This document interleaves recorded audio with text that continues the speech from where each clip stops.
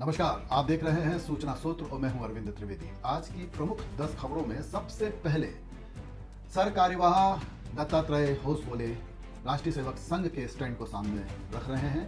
देरी से ये स्टैंड सामने आया है राम जन्मभूमि के रामलला मंदिर के दान पात्र की कथित चोरी को लेकर, लेकिन उन्होंने एक कड़ा रुख आरएसएस का सामने रखा है। आरएसएस ने कहा है कि अयोध्या के श्री रामलला मंदिर के दान पात्र से कथित चोरी के मामले पर राष्ट्रीय स्वयंसेवक संघ ने कड़ी प्रतिक्रिया दी है। संघ ने इस घटना को अत्यंत दुर्भाग्यपूर्ण बताया और कहा कि इससे करोड़ों राम भक्तों की धार्मिक भावनाएं आहत हुई हैं। आरएसएस ने उत्तर प्रदेश सरकार द्वारा गठित विशेष जांच दल एसआईटी की जांच का स्वागत करते हुए कहा कि दोषियों की निष्पक्ष जांच हो और उन्हें कड़ी से कड़ी सजा मिलना चाहिए। संघ ने सभी हिंदुओं से संयम और धैर्य बनाए रखने की अपील की है। साथ ही चेतावनी दी है कि राष्ट्र विरोधी और हिंदू विरोधी ताकतों को इस घटना का फायदा उठाने का कोई अवसर नहीं मिलना चाहिए। एसआईटी मामले की जांच कर रही है और आगे की कार्रवाई जांच रिपोर्ट के आधार पर की जाएगी, ये हम सब जानते हैं। लेकिन आरएसएस ने जब ये कदम उठाया इसे अत्यंत दुर्भाग्यपूर्ण और जो भी दोषी पाए जाएं उनके खिलाफ कड़ी कानूनी कार्रवाई, ये जो कहा है जब उन्होंने ये अपना स्टैंड क्लियर किया है तब तक ना जाने कितने राजनीतिक दल जो अभी तक सिर्फ भारतीय जनता पार्टी को हिंदुत्व के विचारधारा पे चलते ही घोर सांप्रदायिक कहते हुए पिछले कई वर्षों से आ रहे हैं, इस मामले में उन्होंने तुरंत सनातनी होने का दावा करते हुए यहां तक दावा किया कि वो चोरी उत्तर प्रदेश में समाजवादी पार्टी ने ही पकड़वाई है, यानी वो सच्चे सनातनी हैं, सनातन की रक्षा कर रहे हैं। जबकि मामला चोरी का है और चोरी के मामले में जो चोर होता है उसे कड़ी से कड़ी सजा कानून के दायरे में दी जाती है। बहरहाल आरएसएस ने अपना स्टैंड क्लियर कर दिया है कि दोषियों को कड़ी से कड़ी सजा मिलना ही चाहिए। अगली खबर, गुजरात एंटी टेररिस्ट स्क्वाड ने एक बड़ी कार्रवाई करते हुए प्रतिबंधित आतंकी संगठन जैश ए मोहम्मद से जुड़े 8 आरोपियों को गुजरात और मध्य प्रदेश से गिरफ्तार किया है। अधिकारियों के अनुसार ये सभी आरोपी कथित तौर पर संगठन का नेटवर्क खड़ा करने, कट्टरपंथी विचारधारा फैलाने और आतंकी गतिविधियों के लिए समर्थन जुटाने में लगे थे। इनमें है अहमद अब्दुल्ला गाजीवाला, इब्राहिम मोहम्मद हुसैन घागा, मुदस्सिर अब्दुल्ला गाजीवाला, जकारिया दुर्रानी, मोहम्मद अम्मार घागा, मुफ्ती फौजान इस्माइल दोवा, मोहम्मद अमीन शेरा और मोहम्मद अब्दुल रहमान सावदी, और मध्य प्रदेश के देवास से बिलाल दुर्रानी, मोहम्मद अम्मार घागा। एटीएस का दावा क्या है कि गिरफ्तार आरोपी पाकिस्तान स्थित हैंडलर्स के संपर्क में थे और गुजरात में संगठन का सक्रिय नेटवर्क बनाने की कोशिश कर रहे थे।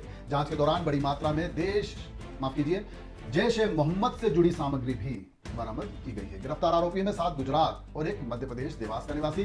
सभी आरोपियों से पूछताछ जारी है और जांच एजेंसियां उनके नेटवर्क तथा संभावित साजिश के अन्य पहलुओं की जांच कर रही हैं। तो ये जो गाहे बगाहे सामने आते हैं नाम और लगातार कहीं ना कहीं से सामने आते हैं, ये गंभीर चिंता का विषय है। अभी तक मध्य प्रदेश में भोपाल का नाम सामने आता रहा, अब इसमें मध्य प्रदेश से देवास का नाम भी जुड़ गया और इसके चलते अब देवास पुलिस प्रशासन सक्रिय हो उठा है और तफ्तीश गहरी होनी चाहिए। इस बात को लेकर अब सरकार अपने कदम उठा रही है। अगली खबर, उत्तर प्रदेश के 4000 से अधिक मदरसों में कथित विदेशी फंडिंग की जांच को लेकर इलाहाबाद हाई कोर्ट से जांच एजेंसियों को बड़ी राहत मिली है। अदालत ने एटीएस और एसआईटी की जांच पर रोक लगाने से इनकार कर दिया है, जिसके बाद जांच एजेंसियां अपने स्तर पर जांच जारी रख सकेंगी। जांच के तहत बैंक खातों और वित्तीय दस्तावेजों, लेन देन के रिकॉर्ड और अन्य संबंधित दस्तावेजों की जांच की जाएगी। यह कार्रवाई कथित विदेशी फंडिंग और वित्तीय अनियमितताओं के आरोपों के संबंध में की जा रही है। अधिकारियों का कहना है कि जांच का उद्देश्य पता लगाना है कि कहीं किसी प्रकार का अवैध वित्तीय लेन देन या कानून का उल्लंघन तो नहीं हुआ है। फिलहाल जांच जारी है और किसी भी संस्था या व्यक्ति के खिलाफ अंतिम निष्कर्ष जांच पूरी होने के बाद ही सामने आएंगे। यदि जांच में किसी प्रकार की अनियमितता या गैर कानूनी गतिविधि के प्रमाण मिलते हैं तो संबंधित लोगों के खिलाफ कानून के अनुसार कार्रवाई की जाएगी। सूचना सूत्र का मत है कि किसी धार्मिक, शैक्षणिक या सामाजिक संस्था के संबंध में यदि अवैध फंडिंग या गैर कानूनी गतिविधियों का विश्वसनीय आंकड़ा हो या आशंका हो तो जांच निष्पक्ष, पारदर्शी और कानून के दायरे में होनी चाहिए। जांच एजेंसियां उपलब्ध कानूनी आधार और साक्ष्यों के अनुसार बैंक रिकॉर्ड, डिजिटल उपकरणों तथा अन्य प्रासंगिक सामग्री की जांच करें ताकि सच्चाई सामने आ सके। यदि कोई भी व्यक्ति या संस्था दोषी पाई जाती है तो उसके खिलाफ बिना किसी भेदभाव के कानून के अनुसार। और अब अमरनाथ श्रद्धालुओं की सुरक्षा सुनिश्चित करेंगे कमांडो। भारतीय रेलवे ने श्रद्धालुओं की सुरक्षा सुनिश्चित करने के लिए ट्रेनों में अपनी विशेष कमांडो इकाई CORAS, commando for railway security को तैनात किया है। ये प्रशिक्षित कमांडो अमरनाथ यात्रियों को लेकर चलने वाली ट्रेनों में सफर करेंगे और यात्रा के दौरान किसी भी आपात स्थिति या सुरक्षा चुनौती से निपटने के लिए पूरी तरह से तैयार रहेंगे। रेलवे सुरक्षा बल, आरपीएफ और अन्य सुरक्षा एजेंसियां भी संयुक्त रूप से रेलवे स्टेशनों, ट्रेनों और संवेदनशील मार्गों पर कड़ी निगरानी रख रही हैं। अधिकारियों के अनुसार यात्रा के दौरान यात्रियों की सुरक्षा सर्वोच्च प्राथमिकता है। इसी उद्देश्य से रेलवे सुरक्षा व्यवस्था को और अधिक सुदृढ़ किया गया है ताकि श्रद्धालु सुरक्षित और निर्बाध रूप से बाबा बर्फानी के दर्शन कर अपनी यात्रा पूरी कर सके। बड़ी संख्या में श्रद्धालु अमरनाथ यात्रा में शामिल होते हैं और सुरक्षा एजेंसियों को लगातार सतर्क रहना पड़ता है, क्योंकि कहां कब कौन सा आतंकी मंसूबा एक बार कामयाब हो जाए तो भी बड़ी त्रासदी बन जाता है। कहा जाता है कि सुरक्षा बलों को 100 बार सफल होना पड़ता है, लेकिन आतंकवादियों को सिर्फ एक बार सफल होना पड़ता है। इसलिए चुनौतियां बहुत बड़ी हैं। ऐसे में प्रधानमंत्री नरेंद्र मोदी ने भी अपनी ओर से 5 संकल्प आम श्रद्धालु जो वहां पे जा रहे हैं उनके लिए 5 संकल्पों को प्रदर्शित किया है।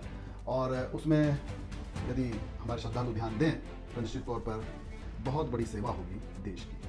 स्वच्छता को लेकर उन्होंने कहा कि यात्रा मार्ग और पवित्र गुफा के आसपास पूरी तरह से साफ सफाई बनाई रखना चाहिए। सुरक्षा नियमों का पालन करना बहुत जरूरी है। प्रशासन, मौसम विभाग और सुरक्षा एजेंसियों द्वारा जारी सभी दिशा निर्देशों और ट्रैफिक नियमों का सख्ती से पालन करना चाहिए। तीसरा संकल्प प्रधानमंत्री ने जो व्यक्त किया है वो ये कि वोकल फॉर लोकल, यानी जम्मू कश्मीर की आजीविका को समर्थन देने के लिए अपनी यात्रा बजट का कम से कम 10% हिस्सा स्थानीय उत्पादों की खरीद पर खर्च करना चाहिए। पर्यावरण संरक्षण, एक पेड़ मां के नाम अभियान के तहत वापस लौटने के बाद पौधारोपण करना, मतलब जब आप वापस आए तो एक पेड़ मां के नाम जरूर लगाएं। राष्ट्र निर्माण का भाव वहां जगाएं। तमाम श्रद्धालु जो लाखों की तादाद में वहां जाते हैं, राष्ट्र प्रथम की भावना के साथ भारत को एक विकसित राष्ट्र बनाने की दिशा में अपना योगदान देने के प्रति प्रतिबद्ध हो। तो ये 5 सूत्र या 5 संकल्प अमरनाथ यात्रा के दौरान प्रधानमंत्री नरेंद्र मोदी ने भी व्यक्त किए हैं, जिससे श्रद्धा, आस्था के साथ राष्ट्र सेवा और राष्ट्रभक्ति का भी भाव जागा। मध्य प्रदेश कांग्रेस में अंदरूनी कलह एक बार फिर खुलकर सामने आ गई है। पार्टी के प्रदेश महासचिव रहे राकेश यादव ने प्रदेश कांग्रेस अध्यक्ष जीतू पटवारी पर गंभीर आरोप लगाए। यदि कोई नेता पार्टी का प्रदेश महासचिव रहा है तो निश्चित तौर पर वजनदार तो माना जाना चाहिए, लेकिन आरोप क्या है? राकेश यादव का दावा है कि जीतू पटवारी ने प्रदेश अध्यक्ष का पद कथित रूप से रिश्वत देकर हासिल किया और बाद में पार्टी के महत्वपूर्ण पदों पर नियुक्तियों के बदले धन लेने का काम किया। हालांकि इन आरोपों के समर्थन में अभी तक कोई सार्वजनिक साक्ष्य सामने नहीं आया है और ना ही इन दावों की कोई स्वतंत्र पुष्टि की गई है। इसी बीच राकेश यादव ने पार्टी से इस्तीफा दे दिया और देते हुए कहा कि कांग्रेस में तानाशाही है।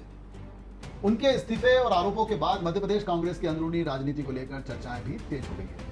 भाजपा में कैलाश विजयवर्गीय जो कैबिनेट मंत्री है, उनके पत्र को लेकर हलचल थमी नहीं थी कि कांग्रेस में भी हलचल शुरू हो गई। अब एक दूसरे के ऊपर आरोप लगाने वाले ये दोनों दल आपसी आरोपों में, प्रत्यारोपों में कहीं ना कहीं जाकर जनता के लिए दिलचस्पी का कारण बन रहे हैं। अब सभी की नजर कांग्रेस नेतृत्व की प्रतिक्रिया और इन आरोपों के ऊपर जो कार्रवाई होगी या जो भी कुछ होगा उस पर नजर टिक गई है। देखते हैं। पश्चिम बंगाल की राजनीति में तृणमूल कांग्रेस के भीतर जारी अंदरूनी संघर्ष अब खुलकर सामने आ गया है। कोलकाता स्थित पार्टी के संगठनात्मक कार्यालय पर नियंत्रण को लेकर दोनों गुट आमने सामने आ गए हैं। रिपोर्ट के मुताबिक ऋतुव्रत बनर्जी के नेतृत्व वाले बागी गुट ने पार्टी कार्यालय पर कब्जा कर लिया, ताले बदल दिए और दावा किया कि वास्तविक तृणमूल कांग्रेस का प्रतिनिधित्व यही गुट करता है। इस दौरान फिरहाद हकीम, संदीपन शाह और अन्य नेता भी मौजूद रहे। बागी गुट का कहना है कि भवन के मालिक की ओर से आवश्यक औपचारिकताएं पूरी कर ली गई है। वहीं ममता बनर्जी समर्थक गुट ने इस कार्रवाई को अवैध बताते हुए कड़ी आपत्ति जताई है। पार्टी ने इसे जबरन कब्जा करार दिया है और मामले को अदालत में ले जाने की बात कही है। पुलिस भी मौके पर तैनात रही और स्थिति पर नजर बनाए रखी।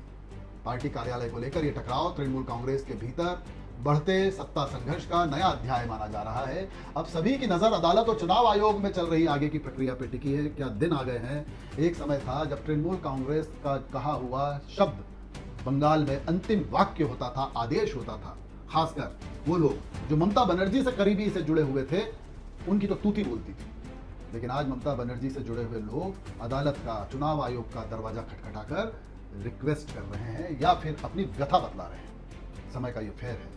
कर्मा अपना काम करता है, बंगाल के लोगों का ये कहना है। चलिए आगे बढ़ते हैं। भारत सरकार आज दोपहर 2:30 बजे भारतीय मानक समय के अनुसार इथेनॉल और उसके पेट्रोल में मिश्रण को लेकर एक महत्वपूर्ण प्रेस कॉन्फ्रेंस आयोजित करने पर मजबूर हुआ है, हम ये कहेंगे, क्योंकि पिछले कई समय से इथेनॉल को लेकर कहा जा रहा था कि इथेनॉल के चलते वाहनों के इंजन पर विपरीत असर पड़ रहा है और ये बात सत्य है या भ्रम, इसको लेकर तय नहीं हो पा रहा था, जनता किसी निष्कर्ष पर नहीं पहुंच पा रही थी।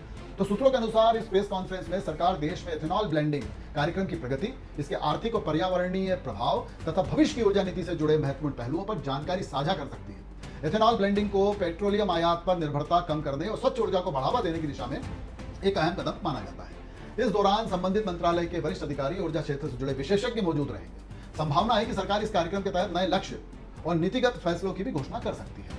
देश की ऊर्जा सुरक्षा और हरित ईंधन नीति को देखते हुए इस प्रेस कॉन्फ्रेंस पर सबकी नजरें टिकी हुई है, लेकिन इसमें सबसे विशेष बात यह है कि पेट्रोलियम मंत्री हरदीप पुरी ने एक बात कही कि इथेनॉल जो E20 है, 20% इथेनॉल का जो मिश्रण है, उसको लेकर कहीं कोई भ्रांति नहीं होना चाहिए। इसके चलते इंजन पर कोई विपरीत प्रभाव नहीं पड़ता, लेकिन 20% से ऊपर को लेकर वो खामोश है, क्योंकि सन 2023 से पहले के जो इंजन है वो इथेनॉल 20 से ऊपर के लिए तैयार नहीं है। यदि इथेनॉल 40 अगर आ जाता है तो पुराने वाहनों पर उसका प्रभाव पड़ना, विपरीत प्रभाव पड़ना संभावित है।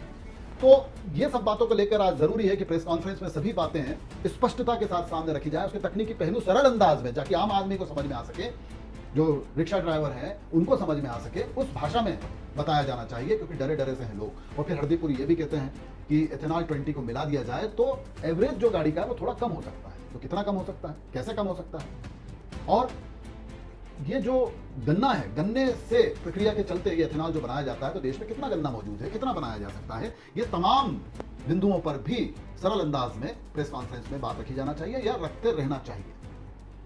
और अब भारत अपनी रक्षा क्षमता को मजबूत करने की दिशा में क्या कर रहा है? ब्रह्मोस, नाम तो सुना ही होगा। ब्रह्मोस एनर्जी मिसाइल पर तेजी से काम चल रहा है और रिपोर्ट्स के अनुसार यह नई पीढ़ी की ब्रह्मोस मिसाइल मौजूदा संस्करण की तुलना में लगभग 60% हल्की होगी, जिससे यह दुनिया की सबसे हल्की लंबी दूरी की सुपरसोनिक क्रूज मिसाइलों में से एक बन सकती है। इसके बावजूद इसकी क्षमताओं में कोई कमी नहीं होगी। ब्रह्मोस एनजी की गति लगभग 3 से 3.5 मॉक तक रहने की संभावना है। यदि इसकी मारक क्षमता 300 से 450 किलोमीटर या उससे अधिक बताई जा रही है, तो इसका वॉरहेड भी करीब 300 किलोग्राम की श्रेणी का हो सकता है। हल्का वजन होने की वजह से इसे लड़ाकू विमानों पर अधिक मात्रा में तैनात किया जा सकेगा। खासकर Su-30 MKI जैसे फाइटर जेट पर एक ही जगह 3 ब्रह्मोस एनजी मिसाइलें ले जाने की क्षमता विकसित करने की बात अब कही जा रही है। इसी बीच ब्रह्मोस एरोस्पेस के कई देशों जैसे वियतनाम, इंडोनेशिया और UAE के साथ निर्यात को लेकर बातचीत की भी खबरें सामने आई हैं। यह परियोजना भारत की आत्मनिर्भर भारत पहल के तहत रक्षा तकनीकी के क्षेत्र में एक बड़ी छलांग मानी जा रही है। और अब खबर छत्तीसगढ़ से। छत्तीसगढ़ के बस्तर जिले में पुलिस विभाग में बड़ा वित्तीय घोटाला सामने आया है। AI की मदद से किए गए ऑडिट में करीब 2 करोड़ रुपए के वेतन फर्जीवाड़े का खुलासा हुआ है। यानी AI जो है भ्रष्टाचार के प्रति जीरो टॉलरेंस बिना किसी भेदभाव के दिखा देता है। यह बात साबित हो गई। रिपोर्ट के अनुसार 3 पुलिसकर्मियों पर आरोप है कि उन्होंने लगभग 3 वर्षों तक वेतन को गलत तरीके से बढ़ाकर सरकारी खजाने से अवैध भुगतान प्राप्त किया। जांच के बाद जिन पुलिसकर्मियों को गिरफ्तार किया गया है, उनकी पहचान कांस्टेबल गिरीश राय, राजकुमार कटलम और हेमंत मैथ्यू के रूप में हुई है। प्रारंभिक जांच में सामने आया है कि आरोपियों ने सिस्टम में हेरफेर करके वेतन से जुड़ी एंट्री में गड़बड़ी करके, जिससे लाखों रुपए का अतिरिक्त भुगतान दिया जा सकता है, ये काम किया है। मामला सामने आने के बाद पुलिस विभाग में हड़कंप मच गया और विस्तृत जांच जारी है। अधिकारियों का कहना है कि यह मामला AI आधारित ऑडिट सिस्टम की मदद से पकड़ा गया, जो विभागीय वित्तीय पारदर्शिता में एक बड़ी तकनीकी उपलब्धि माना जा रहा है। फिलहाल सभी आरोपियों से पूछताछ की जा रही है और अन्य संभावित संलिप्तताओं की भी जांच की जा रही है। उत्तर प्रदेश की राजनीति में बड़े दिलचस्प मोड़ आ रहे हैं।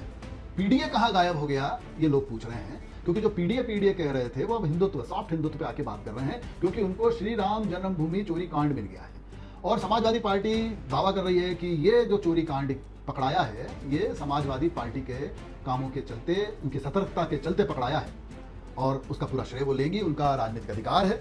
और हिंदुत्व के मुद्दे पर आकर वो सॉफ्ट हिंदुत्व की तरफ जा रही हैं, राम राम भी कर रही हैं। ये वो लोग हैं जो सोशलिस्ट हैं, धर्मनिरपेक्ष हैं और सामाजिक न्याय में भरोसा करने वाले लोग हैं। और जैसे वो हिंदुत्व की बातें करते हैं तो अटपटी तो लगती है। क्योंकि मैं भी सनातनी हूं, मैं भी सनातनी हूं। अब इसको लेकर कंपटीशन शुरू हो गया है। बहरहाल अब ये पिच है योगी आदित्यनाथ की, और योगी आदित्यनाथ ने जबरदस्त पलटवार भी कर दिया है, क्योंकि अब वो बातें जो भूल चुके थे लोग या यादें क्षीण हो गई थी, अब वापस उसी वेग से वो याद दिला रहे हैं जनता को कि देखो कार सेवकों के खून से सरयू को लाल करने वाले लोग अब क्या बात कर रहे हैं, ये हिंदुत्व का चोला ओढ़ के आए हैं।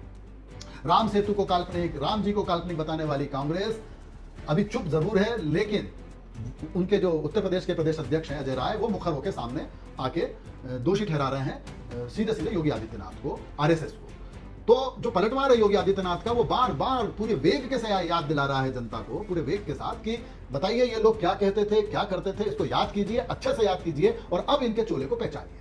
तो ये वार पलटवार बड़ा दिलचस्प हो गया है, क्योंकि योगी आदित्यनाथ ही मुख्यमंत्री बनेंगे। जनता जानती है यदि भाजपा जीते तो ये मुकाबला योगी आदित्यनाथ से है विपक्ष का, ना कि सीधे सीधे भाजपा से। तो ये बड़ा दिलचस्प हो गया है। एक हिंदुत्व का धुरंधर जो हर वक्त हिंदुत्व को लेकर मुखर होता है, कोई लाग लपेट नहीं, बेलाग अपनी बात कहता है, जनता तक पहुंचाता है, आपको अच्छी लगे या बुरी लगे, और उसकी कार्यशैली भी जनता के सामने है। दूसरी तरफ राम जन्मभूमि चोरी कांड को लेकर पूरी भाजपा और आरएसएस को बेईमान साबित करने की कवायद में साफ हिंदुत्व का उद्देश्य अपनाकर चलने वाले दूसरे दल, जो कभी इस मुद्दे पे नहीं रहे। और दूसरा गया पीडीए। अब ये पीडीए कहां गायब हो गया? तो एक बड़ा दिलचस्प काम किया है भाजपा संगठन ने कि पीडीए के खिलाफ तो कोई जा नहीं सकता, लेकिन अखिलेश यादव के पीडीए को ध्वस्त करने के लिए राजभर को लगा दिया। ओम प्रकाश राजभर अब प्रतिदिन, आप देखिएगा, चेक कीजिएगा सोशल मीडिया, प्रतिदिन अखिलेश यादव को घेरे में लेते हैं और उनके पीडीए पर निशाना साधते हुए कहते हैं कि तुम सिर्फ यादवों की पार्टी रहे हो, यादवों का ही भला किया है, दलित वंचित वर्ग के लिए आपने कुछ नहीं किया है, मुस्लिम्स के लिए आपने कुछ नहीं किया है, सिर्फ इनको साधा है, इनके दम पे सत्ता चलाई है, अपने परिवार का फायदा पहुंचाया है। और राजभर नए नए नए नए एंगल्स लाके और पीडीए के मामले में घेरने की कोशिश कर रहे हैं। तो एक हिंदुत्व का पलटवार कर रहा है योगी आदित्यनाथ, और दूसरे काम के लिए लगा दिया है राजभर को। तो इसके चलते उत्तर प्रदेश के चुनाव अभी से ही बहुत दिलचस्प हो गए। देखते हैं आगे आगे होते हैं क्या। सूचना सूत्र की नजर बनी रहेगी। धन्यवाद।